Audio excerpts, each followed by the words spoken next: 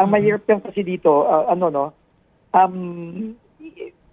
hindi ko alam kasi kung sino pwede kong pagkatiwalaan eh. No, kaya nga ako'y dumulog ng tulong sa mga dating DPWH secretary.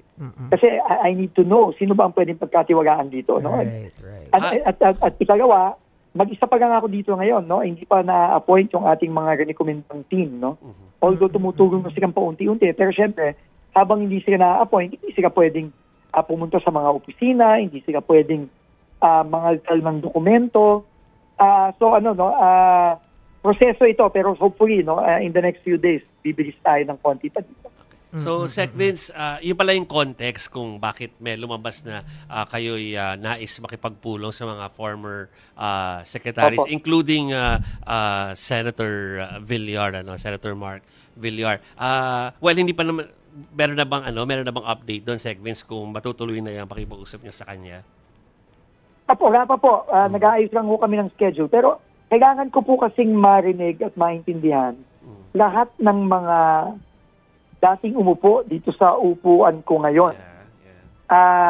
Kailangan ko pong marinig lahat yan. No? Kasi lalo na kay Senator Villar, kakagaling naman dito. Gusto kung marinig at magkasama kami nung nakarang administrasyon. Ako naman, nasa ibang ahensya noon. So, importante po yan eh. Kasi, nasabihin ko sa inyo, pagpasok ko dito, litong-lito na ako. Hilong-hilo na ako kasi napakagulo nitong institusyon na ito. Ngayon ako nakakita ng ganito. Kaya nga sabi ni Sec, nung na-appoint siya, hindi dapat congratulations. Well, congratulations. Good luck. Pero Sec, pahabol lamang po kasi may nabanggit. Good luck dapat. Good luck. Yes. Good luck. Pero sir, sabi kasi ni PBBM, mukhang based dun sa initial info nila, nagsimula yung ganitong sistema way back 2003 pa. So, medyo, grabe, 21 years yun Alam nyo, dekada na po ito. Hindi po, kanina po, ako po, kasama ko po ang Dean of the Ateneo School of Government. And lahat sila, pati sila, sinasabi, dekada na ito. Hindi to last year, 2 years ago, 3 years ago, 5 years ago. Hindi. Dekada na ito. Matagal na itong nangyayari. At again, sasabihin ko lang, uulitin ko lang, yung paulit-ulit na sinabi ng Pangulo simula nung SONA.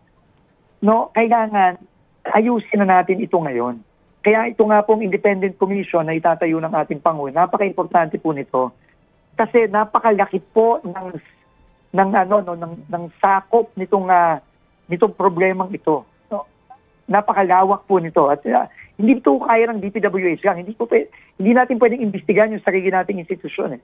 Kailangan tagalabas, itignan hindi lang ang DPWH, kundi ang buong proseso nito, ang buong structure nitong nakikita natin ngayon talagang grabing paglulustay at pagtatapon sa pera ng taong bayan. Mukhang meron na kayong minor structural changes like pinapalitan yung mga tauhan sa DPWH po, no? Pero meron na po ba kayong mga procedural changes na ginagawa na sa ngayon?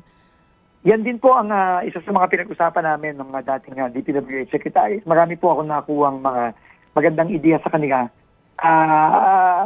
Pagpaumanin nyo na lang po, hindi ko masasabing detalye ngayon. Pero igagabos na po namin itong mga gagawin nating mga magigit pero tingin namin ay magiging epektibong mga structural changes.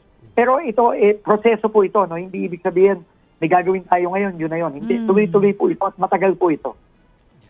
Okay. Sec Vince, alam ko meron pang susunod na interview. So, thank you for spending some time for STL with us. Maraming salamat po.